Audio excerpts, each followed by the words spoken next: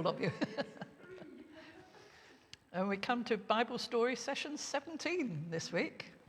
And it's a long story because the reign of Jeroboam lasted for 40 years. And it's very easy to say that when we're dealing with the stories in the Bible, but you've got to think, that's 3 generations. And times change from granddad's time to grandson's time. So, we mustn't skate over it too quickly. But anyway, do you remember last time we had that horrible bloodthirsty session when everybody got killed, or nearly everybody got killed? Well, that was last time.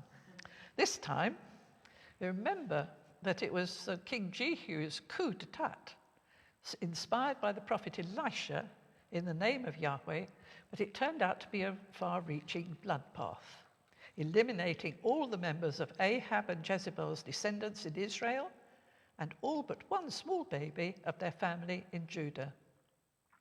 Jezebel was dead, her religious influence severely diminished when Jehu trapped all the adherents and priests of her god Baal-Melkart at a solemn assembly and had all of them killed. It was a Holocaust. And all this happened in the year 842 BCE. And with new leaders in Samaria, that was Hazael, Judah, the baby king, and in Israel, none of whom could put up any resistance a year later when the great Assyrian king Shalmaneser III took advantage of their weakness and invaded. Now, I'm going to remind you of the map.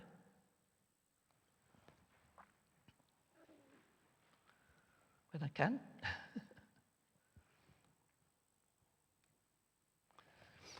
We started off with this map right at the very beginning when we were looking at the Fertile Crescent.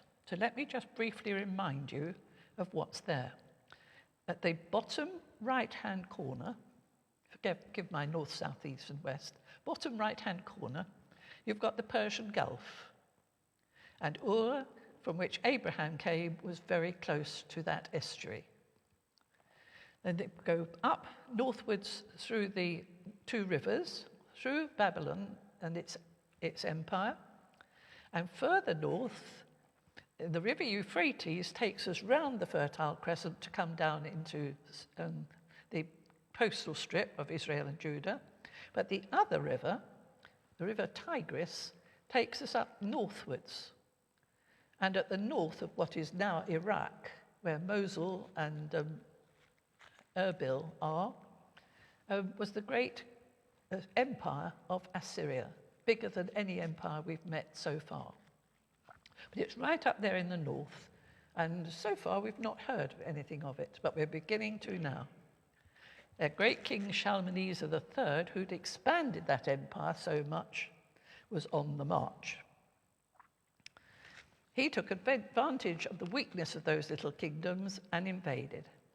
He was a very successful soldier leader, and he had established the empire of Assyria in the northern part of modern Iraq as the new leading empire in the area. And this was his last campaign, further westwards than ever before, establishing Assyria as the dominant force in the area for at least the next 200 years. So you can expect to hear much more of Assyria in the next few sessions. Damascus, the capital of Syria, capitulated without resistance.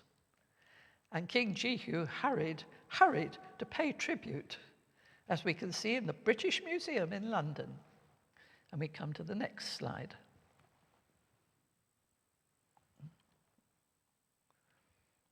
There are we? There. In the British Museum is this black lump of stone. It's very tall. It's over 6 foot tall, and as you can see, I hope, there are carved pictures on the sides, for all 4 sides of it, telling the stories of Shalmaneser's conquests and victories. And in one of those little sections, we can see a detailed picture of King Jehu.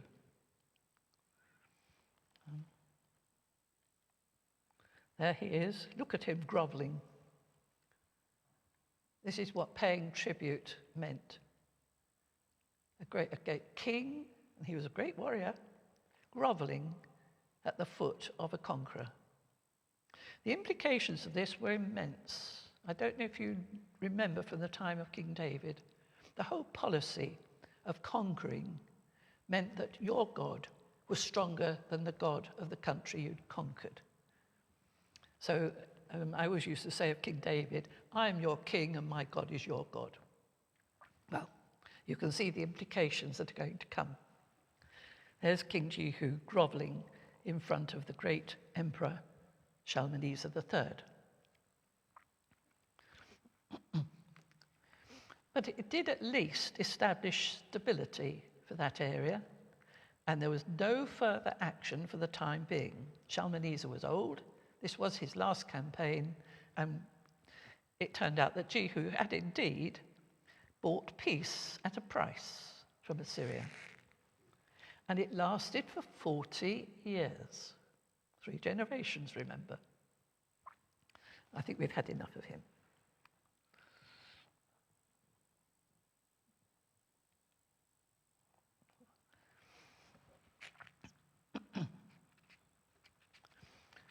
"40 years of security from Assyria, but peace did not prevail in Israel.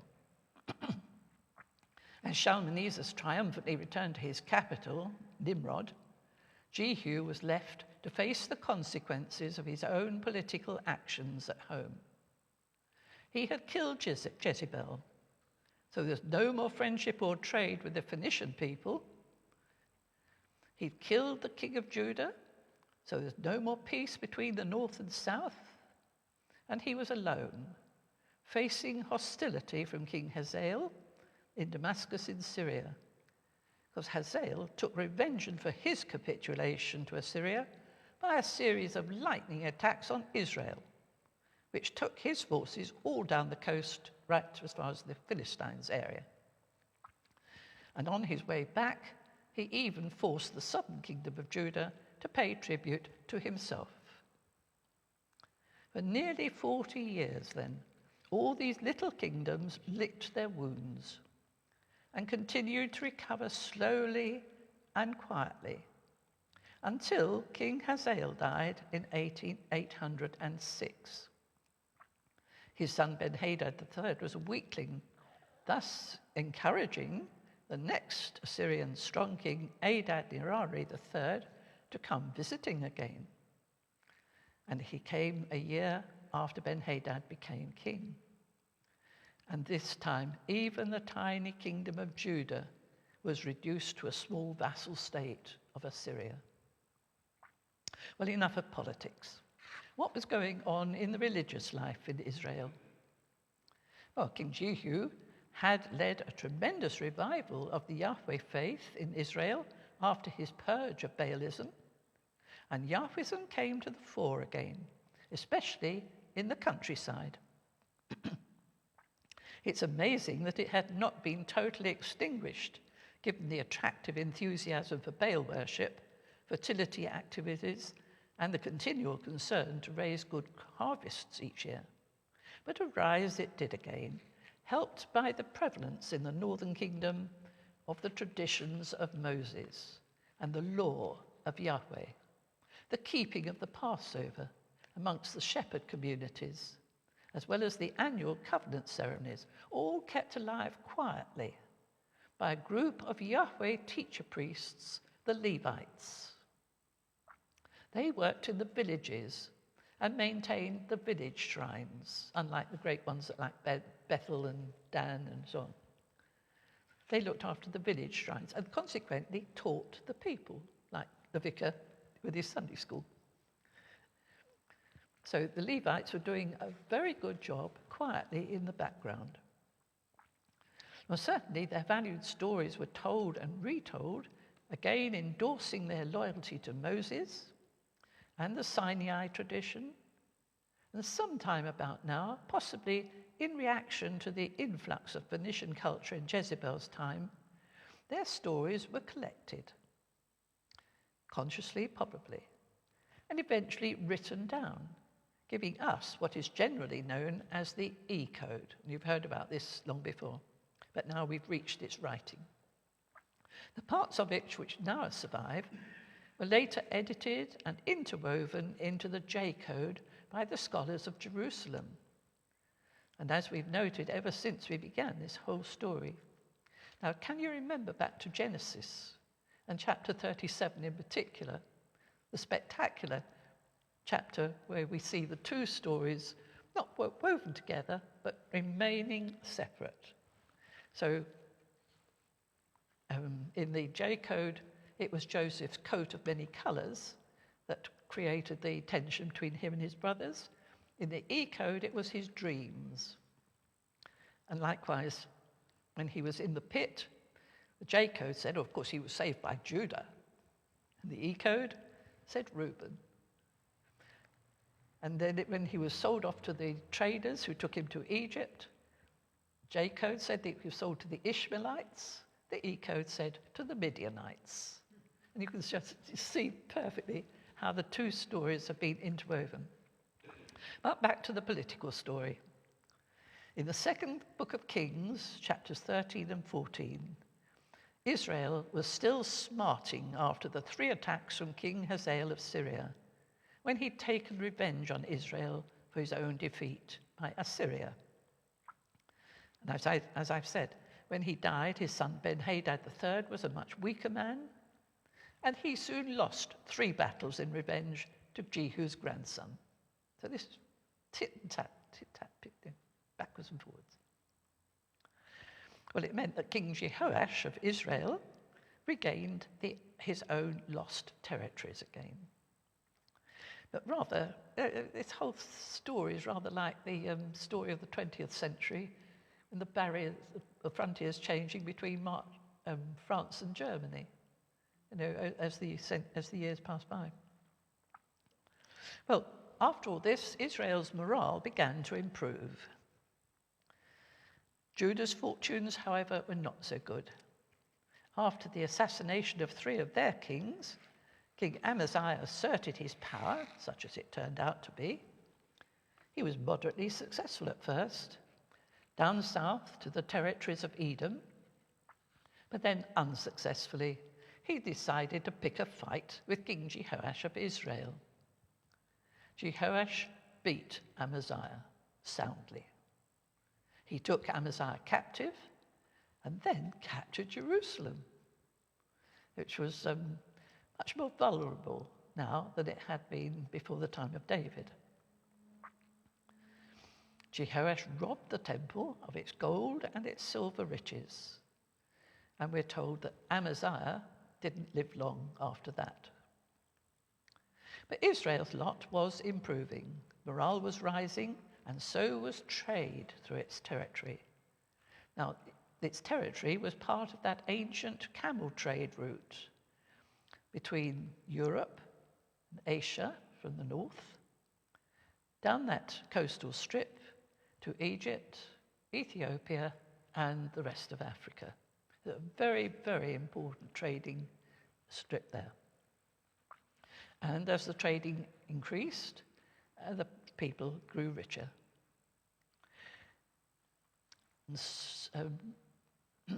And Samaria grew more and more prosperous as time went by, and in the long 40-year reign of King Jeroboam II. So we've got another 3 generations passed over in the sort of course of one sentence. And we're still in the 8th century BCE. It's a very, very important century, the 8th century BCE. Well, King Jeroboam II's reign is to be compared with that of King Solomon. It was glorious. But the editors of the Book of 2 Kings have given him only 7 verses. Can you believe it? And their records showed that in those 7 verses they were more concerned that he hadn't destroyed the golden calves at Dan and Bethel than anything else. And they certainly didn't give him credit. The most glorious half-century in the Northern Kingdom's whole existence. He extended Israel's dominance northwards as far as the Bekaa Valley. It's almost stretching up northwards to not Jordan, the Lebanon, right up there. And he captured the cities of Hamath and Damascus. And he went southwards then as far as the Red Sea. Can I show you the map again? On the left-hand side, you can see the Mediterranean Sea. Down below, you can see the northern tip of the Red Sea. And on the right-hand side of that, going up on the right-hand side of Sinai, is the port of Aqaba, which King Solomon had established, and that gave him all the trade through to Africa and India. And King Jeroboam II captured Aqaba and set it all up again. So it really was very, very prosperous indeed.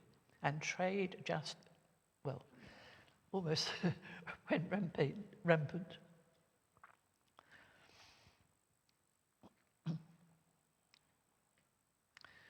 Surprisingly, up that Mediterranean coast, we have Phoenicia. So why were they quiet?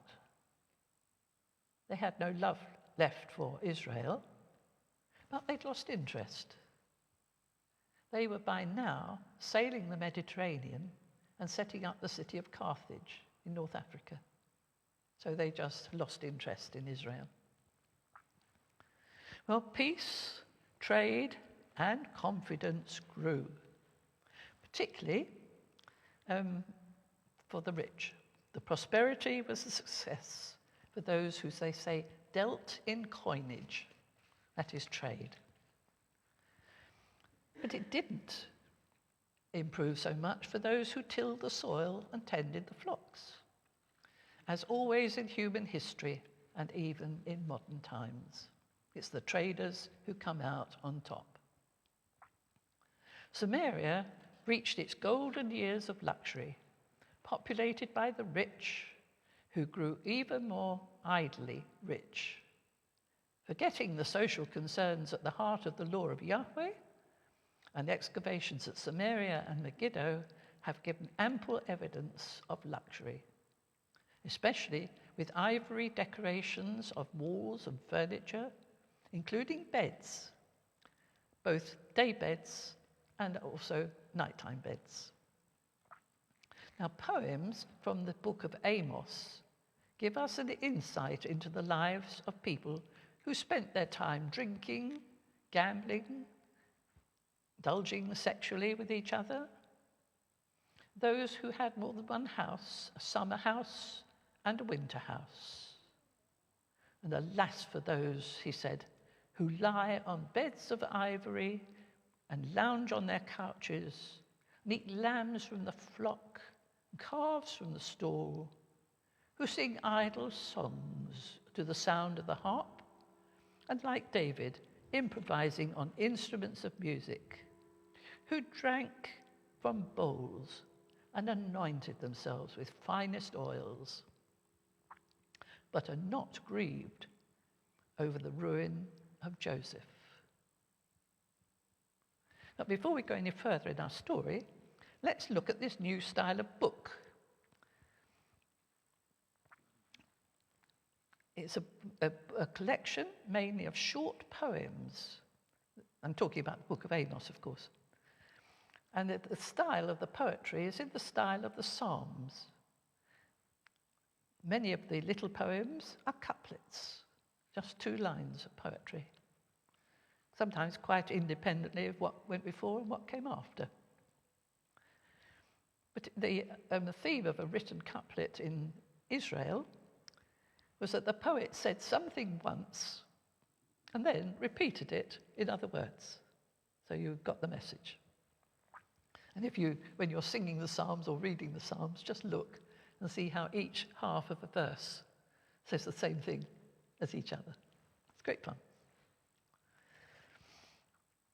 So many of these poems were written in couplets, and then they were edited either by the named author of the title of the book or by some of his followers who treasured his memory and collected his poems together, probably orally at first, and then only later in writing. And in the book of Amos, we're meeting some of the poems or prophetic utterances of the man called Amos, who was the first of these more sophisticated prophets in the style of Elijah, whom we remember for obeying the often uncomfortable personal call from Yahweh himself to speak boldly in his name to all the Israelites, no matter at what cost to himself. In a rare passage of prose, the first verse of the book and a few verses in chapter 7, we learn that Amos was a southerner from the town of Tekoa in Judah. He went to Bethel on the northern side of the frontier and spoke his prophetic poems at the Yahweh shrine there. And he was soon in trouble. The priest Amaziah quickly alerted the king about this prophet, whom he labeled a seer, but said to Amos, "O seer, go. Flee away to the land of Judah, earn your bread there, but never again at Bethel, for it's the king's sanctuary, and it is a temple of the kingdom." He had assumed that Amos was a professional prophet, but he was mistaken. Amos answered him, "I am no prophet, nor a prophet's son," meaning the ecstatic prophets. "But I am a herdsman and a dresser of sycamore trees. And Yahweh took me from following the flock, and Yahweh said to me, 'Go prophesy to my people Israel.'" Now please note here that this new type of prophet, people of insight, followed on in the tradition of the seers whom we met from the time of Samuel. They were not like the professional bands of ecstatic prophets who often worked as professional advisors to the king, but they were called from any social background, and their style of prophecy was more like direct criticisms from Yahweh himself, in the style of a political critic from the Guardian newspaper of today.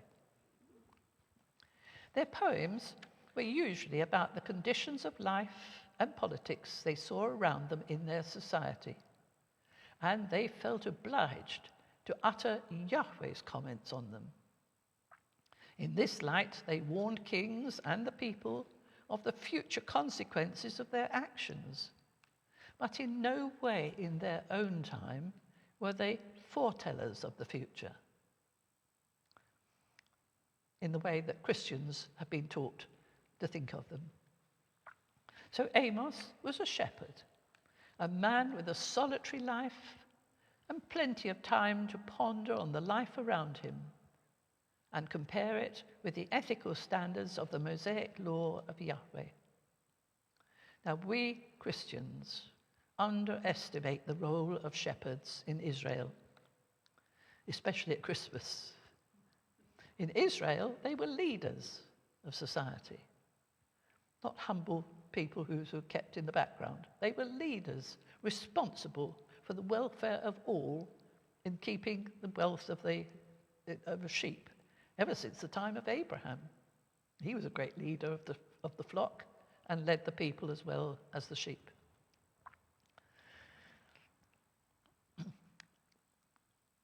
And ever since the time of Abraham, it's no wonder that in Luke's gospel that the first Israelites to visit the infant Jesus were shepherds, leading the way for others to follow.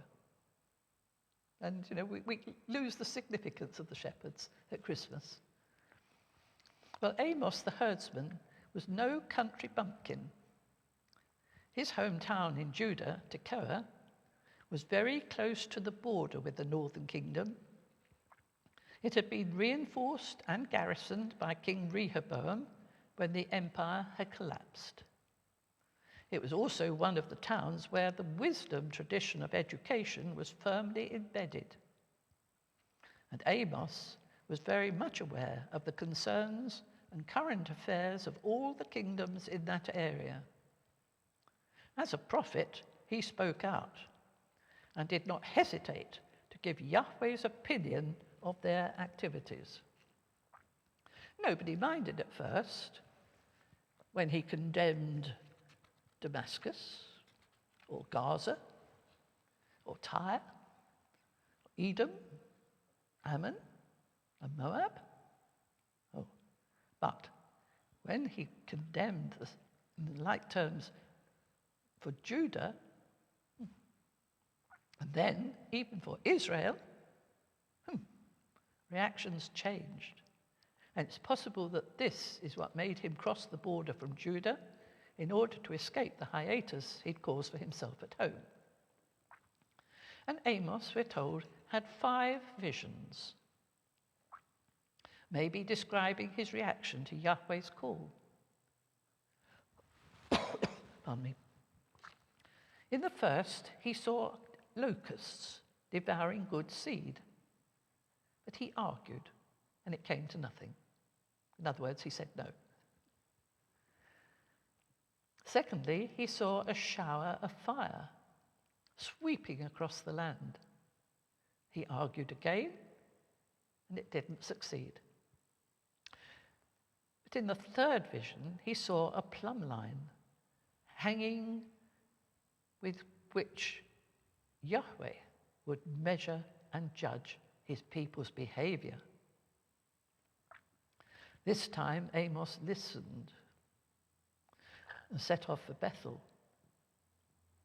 And as the full impact of life in Israel was perceived by him, Amos saw it in the fourth vision as a basket of summer fruit, on which the top visible layer looked delightfully ripe and wonderful. But it was hiding the layers of soft fruits underneath that were squashed and rotten. His view of society. But in the fifth vision, in chapter 9, Amos saw Yahweh passing judgment on all of them. So it's a somber prophecy. Well, between the third and fourth visions, Amos had gone to Bethel and seen what life was like in affluent Israel. When he spoke out about it, he had plenty to say in the name of Yahweh himself, as we hear in chapter 8.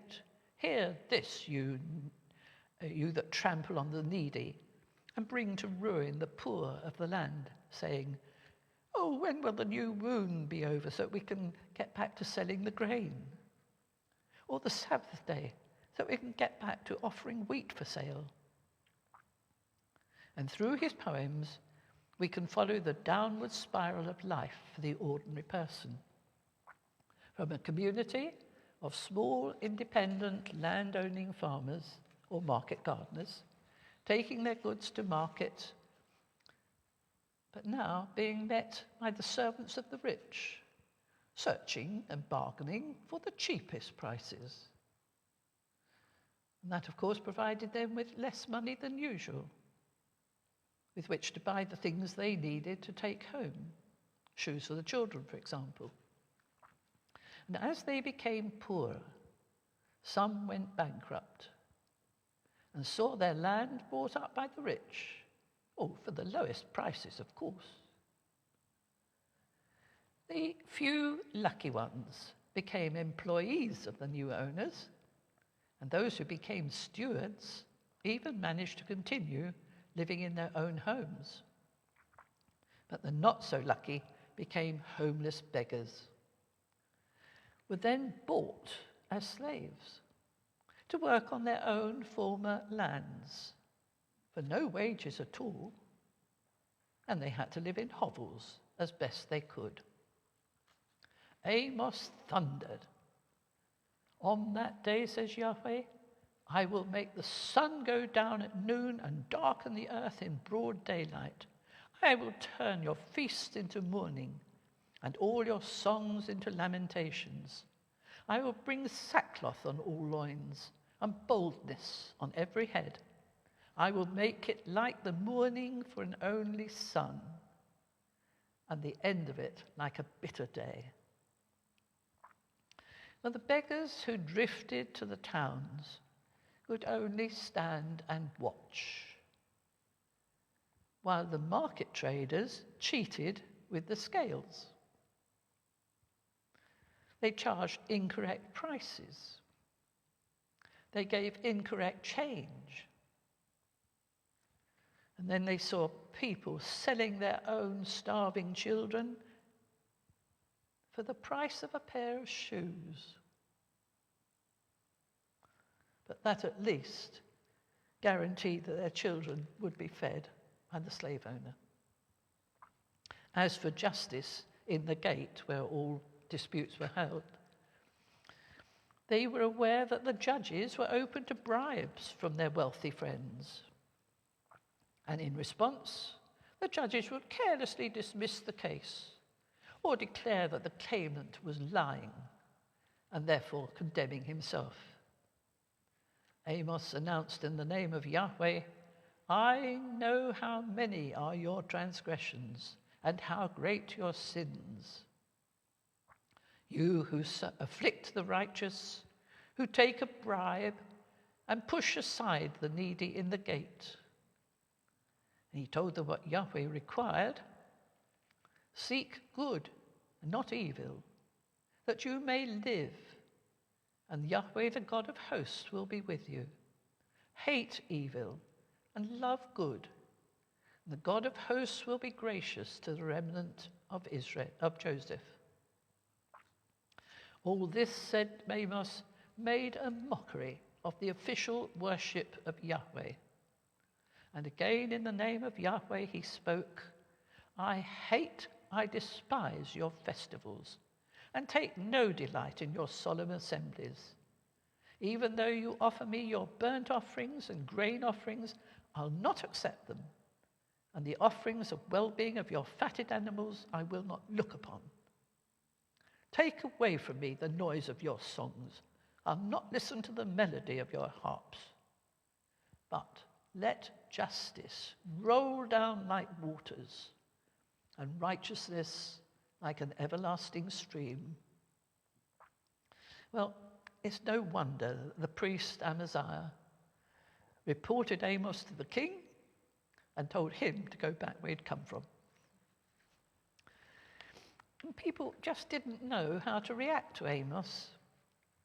He claimed to have been called by Yahweh, but he was not a professional priest, ordering the rituals of sacrifices, and neither was he one of the ecstatic prophets.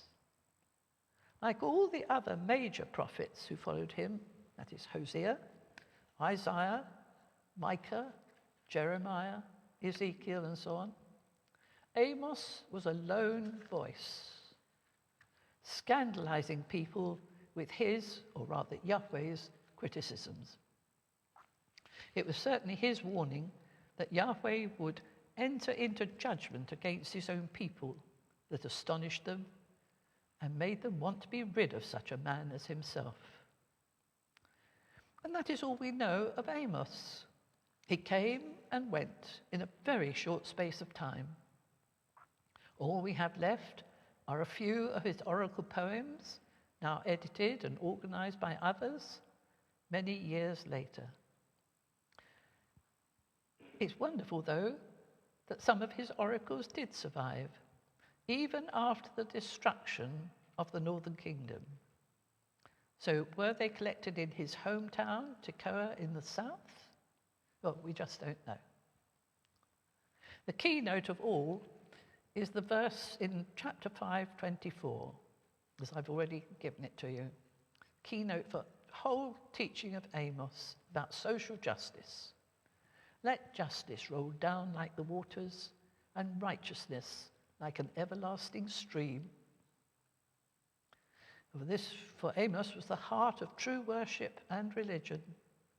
Sacrifices on their own didn't matter unless they were joined together with the social consciousness of keeping God's law in society. His condemnation was even for Yahweh worshippers who only kept the observance of ritual worship and ignored the plight of others. He thundered again, "Beware the day of Yahweh." There will be no privileges without responsibilities. His uncomfortable condemnations of the northern kingdom obviously rankled. And as he realized, it was too late. Affluent Samaria was not going to change, and it would all end in disaster. By way of an epilogue, was it genuine Amos or not? The very last verses in that book in the Old Testament end with a note of optimism. It doesn't sound like Amos, does it? So we question, was it here or was it added later by his disciples? He said Yahweh would raise up the family of David and rebuild it as in days of old. Perhaps these were just added later to end it off nicely. Well, that's as much as I can tell you about Amos. Next time, we'll look at the oracles or the poems of Hosea. He wrote a lot of prose as well as poetry. And he was also alive and working during that long 40-year reign of Jeroboam II. But we have no awareness that either knew of the other. They're completely separate, contemporaries, but as far as we know, their lives just didn't meet. Perhaps 40 years, perhaps Amos had come and gone before Hosea appeared on the scene. And again, we just don't know. I can't tell you fibs. I can just say that's the story as we've got it. And we carry on next time with the story of Hosea, which is lovely by comparison. Very difficult to read, but I'll do my best next time to give you the gist of his wonderful prophecy. Well, next time,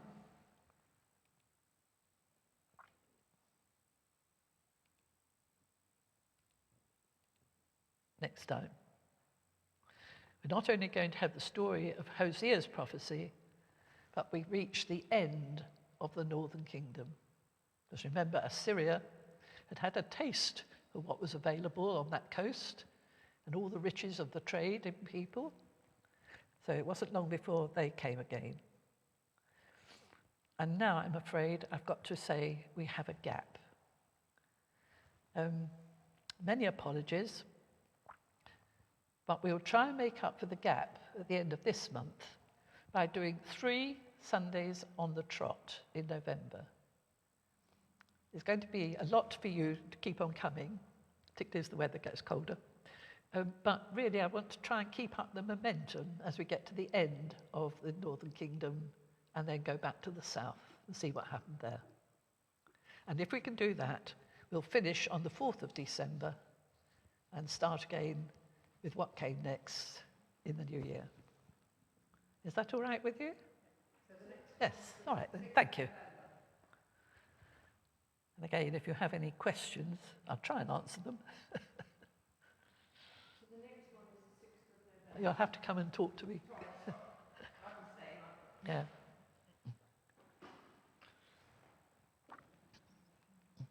And the notes